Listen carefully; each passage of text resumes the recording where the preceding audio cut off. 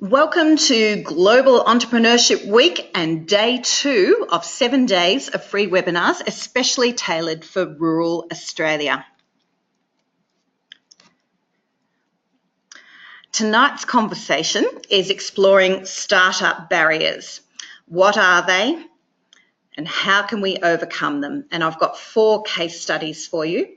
Tonight's hashtag is, if I can get the slide to go, tonight's hashtag is GEW2017 and my Twitter handle is @KerryWords or Facebook, Rural Entrepreneurs. So feel free to get out there on social media and share your comments.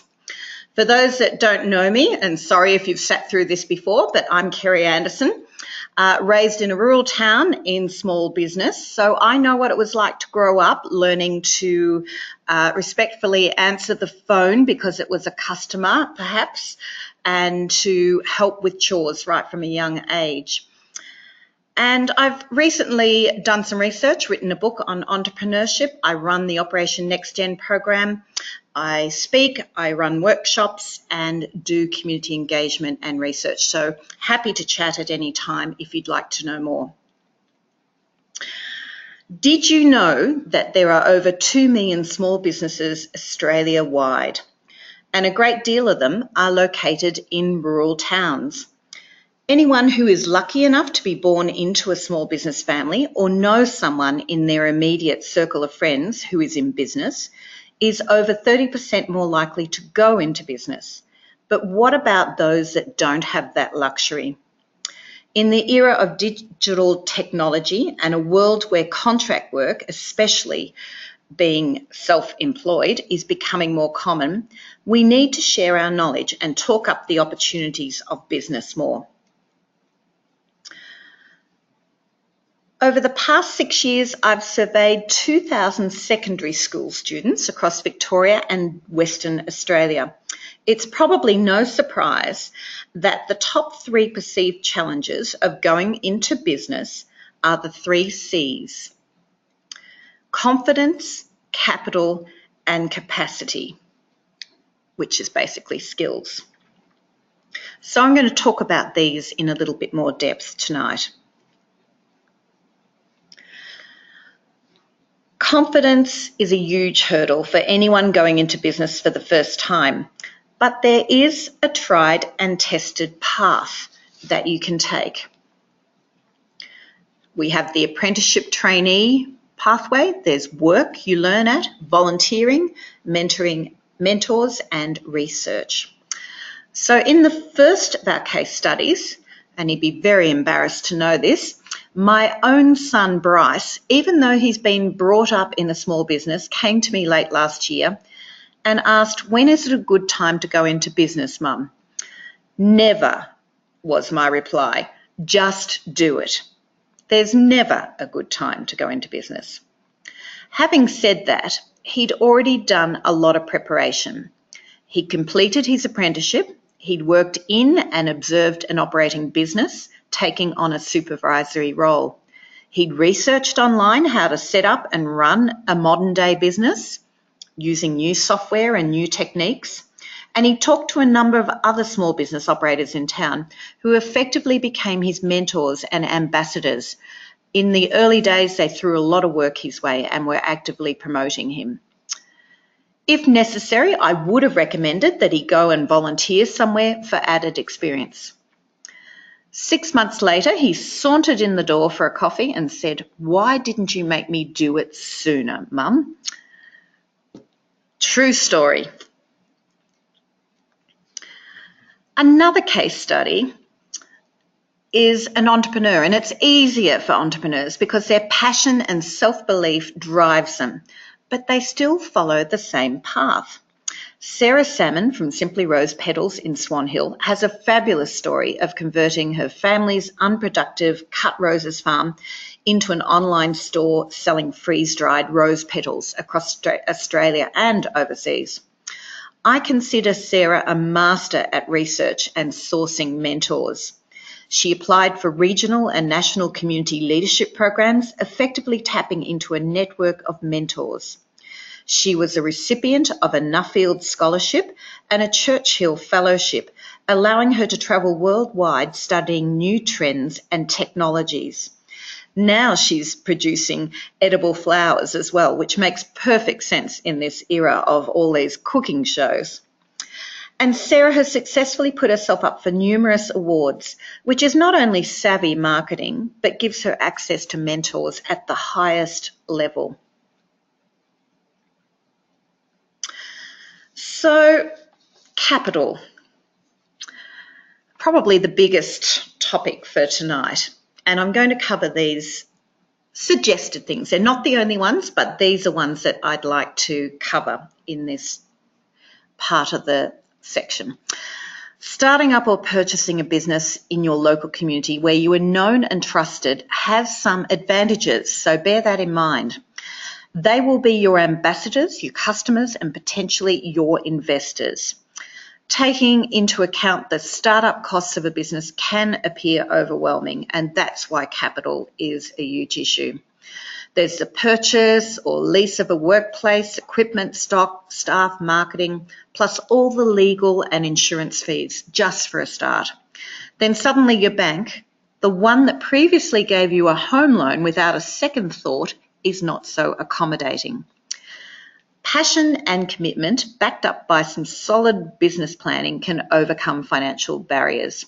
Starting up or purchasing a business in your local community where you are known and trusted has the advantages. And here are the alternatives to explore. Loans. From my own experience in small businesses, a personal loan is often provided by a family member, or they act as a guarantor for a commercial loan. It could even be a silent investor living in your community who sees it as a solid return. Either way, have a written agreement or legal contract. There is no better way to ruin a friendship or family relationship, especially with a sibling or a partner weighing into the conversation at a later date. Now, banks are notoriously bad, and there have been a lot of entities move into this space. It's a higher level of interest to pay, but for a short-term loan, you probably are better looking outside the banks. Buying in. The goodwill, stock, plant and equipment and freehold of a business can potentially be made in separate payments over a period of time, and that will reduce the burden occurring all at once. For instance, a building could be leased for a short time with the option to buy. I've also heard of the new owner paying for stock as it is sold off the shelf. Of course, this is only going to occur where you can negotiate with someone that trusts you and knows you. Many family businesses transfer ownership over a period of time, often in salary sacrificing style as well. Advanced sales. A reduced price offer on membership to a gymnasium or specials on treatments purchased before opening day can be very effective and really solves some cash flow problems. A similar concept is crowdfunding, where customers pre-purchase a product, effectively paying in advance for its production. So they're well worth checking out, the crowdfunding platforms as well. Partnerships. We're going to be talking more about collaboration and cooperatives on Friday afternoon, but it makes perfect sense to share the risk and investment with others. But it can be fraught with difficulties if you don't find people who share your passion and vision. A partner could be a spouse or another business person bringing capital, skills, or their existing client base into the mix. On a larger scale, it could be a public company or a co-op, which are common in rural areas. Community goodwill is a key driver of a cooperative, where a service is in threat of being lost. For instance, a general store could be closing down in a rural town, and a cooperative run by the community, owned by the community, can step in. The finance is raised by shares, and the members are responsible to run the enterprise. And it's one share equals one vote. Maximising profits of a group of primary producers by pooling resources for economy of scale is another common reason for a co-op, and they're very big scale co-ops. Whatever method you choose to finance your new business, make sure it's carefully thought through with a legal structure and clearly documented expectations to support it. So there's some tips on capital. I wonder if you have any other ideas. Bear them in mind and we'll chat about them shortly.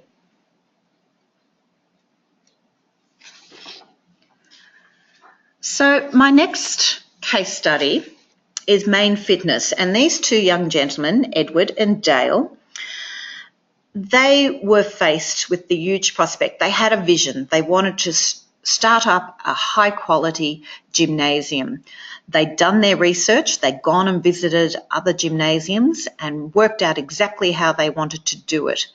And they were saving madly. Then they read in the paper that a local businessman had just the perfect venue for them. Their local football coach introduced them to him. They put their business proposal forward. He fitted out that venue to suit their needs and basically put all the capital investment into it. So they leased the premises from him. They also leased the equipment. They would have loved to have bought the equipment, but the quality equipment they wanted was just too expensive. So that was their option. Cash flow was a bit of a problem leading up to startup day, so they used a Facebook page and offered special discounts for those that joined in advance, and that solved their cash flow problem. So all of those things show that it's possible for young people with very little capital to get started. It was a great little local case study that I enjoyed interviewing these two young lads. And of course, there's events like Shark Tank and Pitch Fest, which are great for marketing purposes, and I guess a few get lucky in terms of cash invested into their business. But on the whole, I think you should start with the other options if you possibly can. So let's move to capacity of skills. And this was clearly an issue flagged by all those students. They felt like they had to have a piece of paper saying that they're a business person or an entrepreneur and all of those things. There are courses in entrepreneurship and business, but someone once said to me, never confuse an education with intelligence. Yes, education is good and it may give you some basic skills, but as far as real learning and skills development goes for business, it is more in the doing. So when people say to me they don't have the skills to go into business, I refer them once again to what we discussed in the confidence issue, the same pathway. So let's talk about Ruslan Kogan, worth a cool $315 million on last count. I wish I'd known that when I passed him on a stairwell in Melbourne a few years ago.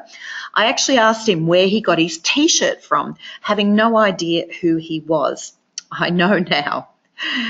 Ruslan's parents migrated to Melbourne in 1989 with just $90 in their pocket. When it comes to work ethics, Ruslan had good mentors. He started earning money after school by cleaning up golf balls from nearby Elstonwick Golf Course and selling them back to the golfers on weekends. He did very well in technology at school. I think he topped BCE statewide and went on to do a degree at Monash University while simultaneously working full-time in the IT departments of Bosch and General Electric, effectively doing a traineeship and working up into management roles. I wonder where he learnt the most, Monash or the workplace.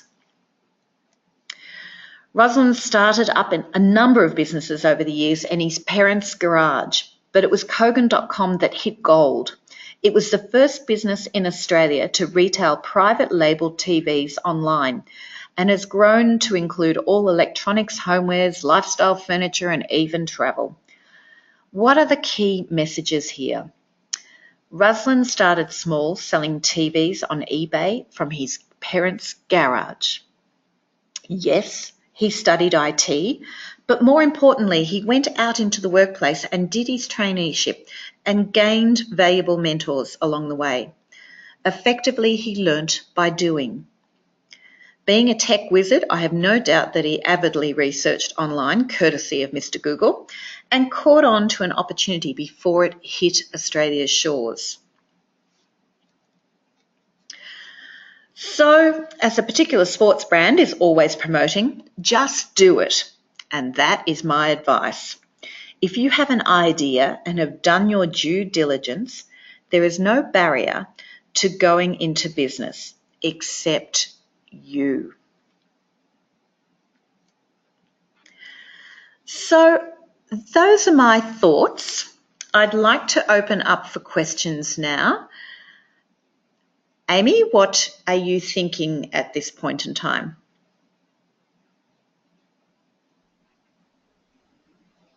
Thanks for that, Kerry. That's good.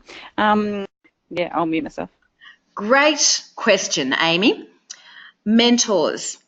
I'd like to emphasise that you can have multiple mentors. And I know my daughter, when she first started her business, she would go and talk to a business person that she thought was really good in managing their staff. And she would ask some questions. And they loved answering her questions. She could see that she was genuinely interested, so they would happily spend time with her as long as it didn't impact on their work. They'd meet her after work or in a lunch break. And then she'd have another mentor that she thought was doing something really great with their business in a different area. So don't restrict yourself to one mentor. Feel free to approach several people and get a team of people around you. And that's so important with entrepreneurs because they actually realise that they're great at the vision, but not necessarily good at everything. So they surround themselves with a team of mentors or staff that help them with that aspect. Great question. Fantastic questions, everybody. Thank you for that. Look, in conclusion, I'd like to say you shouldn't let capital hold you back. It's more yourself and your own confidence that is doing that. So please just have a go and do it. That's fantastic. Now, we have a great lineup for the rest of the week. Just a reminder, day 3, why not buy a business? Michael Kerr Capital is going to join us. You don't have to start a new business. You can just buy an existing one. And day 4, we have Capitalising on the Digital Era with Elise Brown of Fair Dinkum Dog Coats. And then on Friday, we move to the new time slot of 3 o'clock, Collaboration and Cooperatives with the award-winning Bakery on Broadway. Day 6, Saturday, Establishing an Entrepreneurial Ecosystem. And we have Sonia from Kahuna, Operation Next Gen, dialing in for that one. And finally on Sunday, the Q&A wrap-up, all-out celebration of Global Entrepreneurship Week. Look forward to chatting with you all tomorrow. Take care.